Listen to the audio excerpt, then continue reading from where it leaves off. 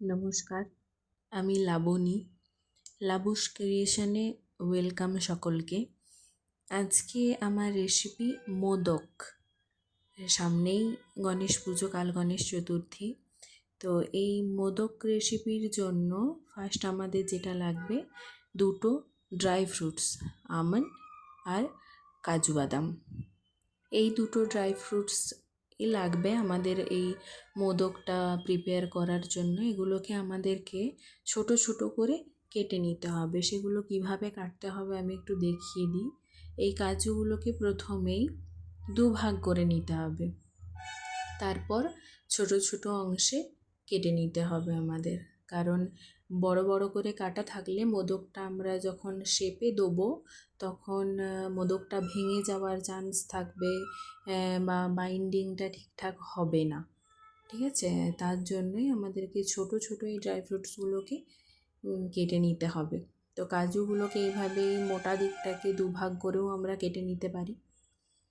আর আমি এখানে আমন্ড আর কাজুই ব্যবহার করছি। আপনারা চাইলে অন্য ড্রাই ফ্রুটস যেমন কিশমিশ আর পেস্তা এগুলো ইউজ করতে পারেন। ঠিক আছে, তো কাজুগুলোকে এইভাবেই এরকমই কেটে নিলে চলবে, আর কোনোভাবেই আপনাদের কোনো ট্রিক্স লাগানোর প্রয়োজন নেই। এবার আমি দেখাবো আমন্ডটা কিভাবে কেটে নিতে হবে। এই বাদামটা একটু শক্ত হয়, এটা একটু কাটতে প্রবলেম হয়ে থাকে। তো রান্নাতে যে কোনো জিনিস, সবজি বলুন যাই কিছুই বলুন, কাটাকাটির গুরুত্ব খুবই থাকে। তো তাই জন্য এখানে তো আর অন্য কিছু কাটাকাটির কিছু নেই। তো ড্রাই ফ্রুটসগুলোই আমি দেখিয়ে দিচ্ছি। আমন্ডটা এইভাবে ছুরি দিয়ে দুটো আঙুলের মাঝে ধরে তারপর ছুরিটা দিয়ে কাটলেই দেখবেন দুদিক দিকে ডিভাইড হয়ে গেছে। তারপর এটাকে লম্বা লম্বা করে কেটে নিতে হবে। এটা একটু দেখে সাবধানে কাটতে হবে, হাতে লেগে যাওয়ার চান্স একটু বেশিই থাকে। আপনাদের কাছে যদি অন্যরকম কোনো চপার থেকে থাকে আপনারা তাও ব্যবহার করতে পারেন। আমার কাছে এটা থাকার জন্য আমি ছুরি দিয়ে কাটতে সেরকম কোনো অসুবিধে হলো না। আমন্ডগুলো এরকম লম্বা লম্বা থাকলেই দেখতে বেশি ভালো লাগে। সরু করে কাটতে হচ্ছে কারণ না হলে বললাম যে বাইন্ডিংটা হবে না। তো এরকম লম্বা লম্বা করে কেটে নিলেই চলবে।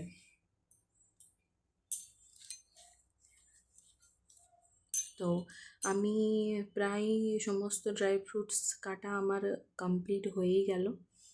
আমি এর আগের থেকেই কেটে রেখেছিলাম কয়েকটা। তো সেগুলো এখন একসাথে এনে এই পরিমাণটা হলেই হবে। এটা আপনার ধরুন 30 থেকে 40 গ্রাম মতো ওজনের হবে দুটোই মিলিয়ে, আমন্ড আর কাজু দুটোই মিলিয়ে। এবার চলুন নেক্সট স্টেপগুলো দেখা যাক। আমি এখানে এটা বানানোর জন্য মোদকটা কড়াইতে 1/2 লিটার দুধ নিয়েছি। এটাকে একটু প্রথমে জাল দিয়ে ফুটিয়ে নেব।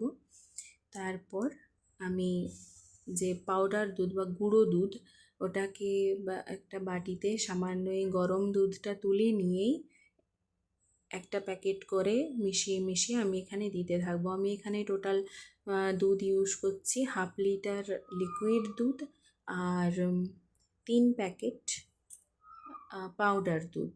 এরকমভাবেই আমি আলাদা আলাদা করে কেন মিশিয়ে নিচ্ছি, তাহলে বসে যাওয়ার চান্সটা কম থাকে, মানে ডেলা পাকিয়ে যাওয়ার চান্সটা কম থাকে। আর আমি একটা ইনফরমেশন দিয়ে রাখি, যদি এরকম হয়েও থাকে যে দেবার পর দুধটা হালকা বেশি গরম বা বেশি ঠান্ডা হয়েছিল, তো হালকা পাকিয়ে গেছে, তো মোদকের ক্ষেত্রে এটাতে কোনো অসুবিধে নেই।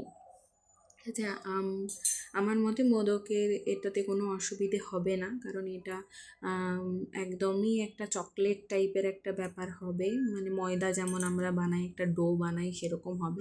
সেটাকে আবার একটু মেখেও নিতে পারবেন, তো অসুবিধে হবে না। আমি লাস্ট প্যাকেটটাও দিয়ে দিলাম এখানে আমুল দুধের। এবারে আমি এটাকে একটু ভালো করে নাড়িয়ে একটু মিশিয়ে নিয়ে আমি পুরো মিশ্রণটাকেই দিয়ে দেবো। এরপর একটু ভালো করে মিশিয়ে নিতে হবে, তারপর দুধের মধ্যে দিয়ে দেবো। তারপর দেব চিনি। চিনি আমি ওই বাটির 1/2 বাটি মতো ইউজ করলাম। যতটা গুঁড়ো দুধ ইউজ করেছি ততটাই প্রায় চিনি ইউজ করলাম।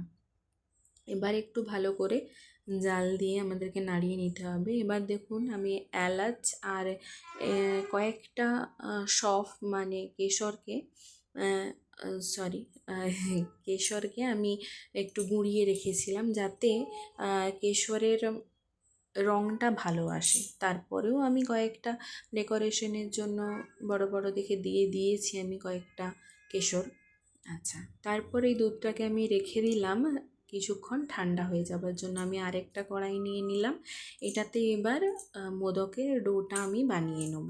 এবার এটাতেই আমি শেষে ইউজ করব ওই দুধটাই। তো এখানে আমি 1 টেবিল স্পুন ঘি নিয়েছি, সেটাকে প্রথমে ভালো করে কড়াইটাতে মাখিয়ে দিতে হবে। প্রথমেই যদি কড়াইটা ঠিকঠাকভাবে গরম না হয় বা আমরা ঘিটা চাড়িয়ে না নিই, তাহলে শেষকাল পর্যন্ত আমাদেরকে যে ভাজতে হবে ডোটা বা এটা, সেটা হবে না। আমি এখানে দেখুন সেই কেটে রাখা 2টো ড্রাই ফ্রুটস আর তার সাথে কিছুটা চালমগজ নিয়ে নিয়েছি, ওটাও খেতে খুব সুন্দরই লাগে। তো এটাকে আমি হালকা করে একটু ভেজে নেব, হালকা ব্রাউন হওয়া পর্যন্ত ভাজলেই চলবে, খুব বেশি ভাজার প্রয়োজন নেই। ঘিয়েতে হালকা করে একটু ভেজে নিয়ে দেখুন আমি তুলে নিলাম একটা পাত্রের মধ্যে।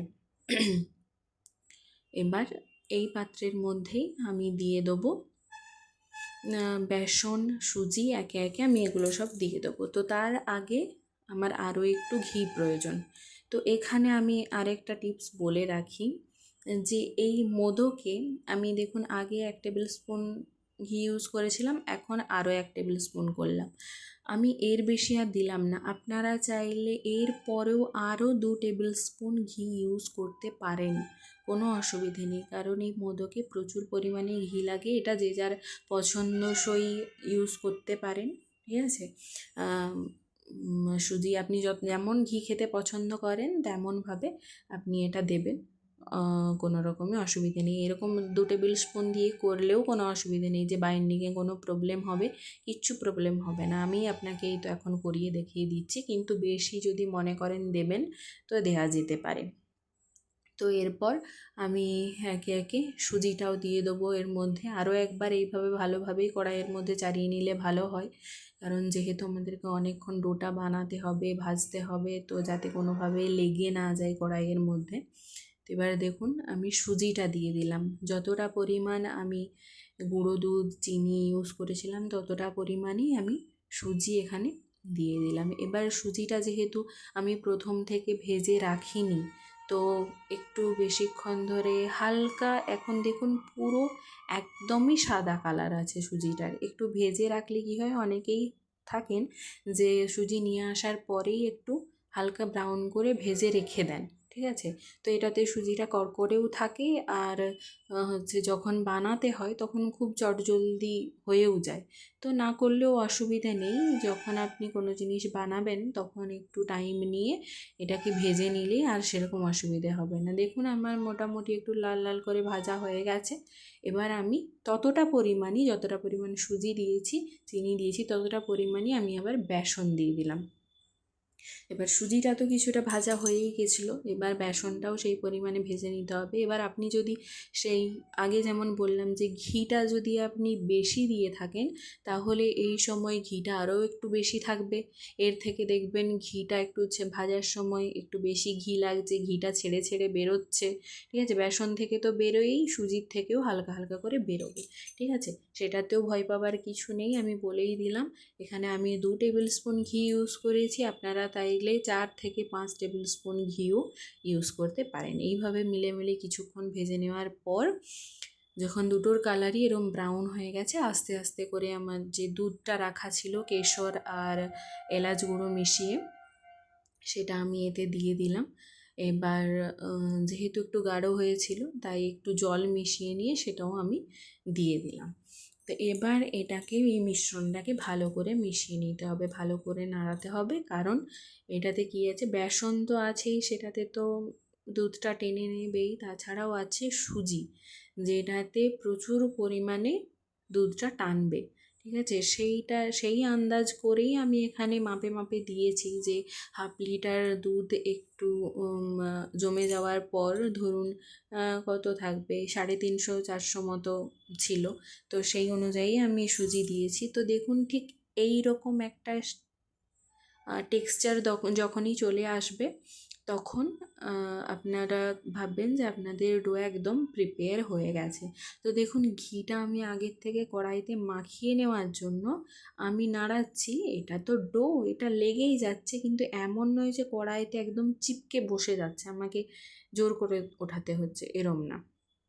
তো এই অবস্থাতেই আমি সেই ভেজে রাখা ড্রাই ফ্রুটসগুলো আমি এর মধ্যে দিয়ে দিলাম এবং ভালো করে আমি একটু মাখিয়ে নেবো এবার। তাহলেই আমাদের মোদকের ডো মোটামুটি রেডি। এবার আমি এটাকে একটু ভালো করে মাখিয়ে নিয়ে ঠান্ডা হতে দিয়েছিলাম। এবার এর মধ্যে আমি একটা মোদকের সাঁচ নিয়ে নিয়েছি, তার মধ্যে ঠান্ডা হয়ে গেলে এইভাবে থেসে থেসে মোদকের যে পুরটা আমরা বানিয়েছি ওটা দিয়ে দিতে হবে, মোদকের ডোটা। ওটা দেওয়ার পর এবার আস্তে করে খুললেই হবে। আমি এখানে আরও একটা টিপস বলে দিই, ঠিক আছে, যে আপনারা প্রথম ডোটাই এতে দেবার আগে হালকা একটু ঘি হাতে নিয়ে যন্ত্রটার ভেতর যদি একটু হালকা করে বুলিয়ে দেন না, সুবিধে হবে, বা কোনো ডোটাই চিপকে রয়ে যাবে না এই সাঁচের মধ্যে।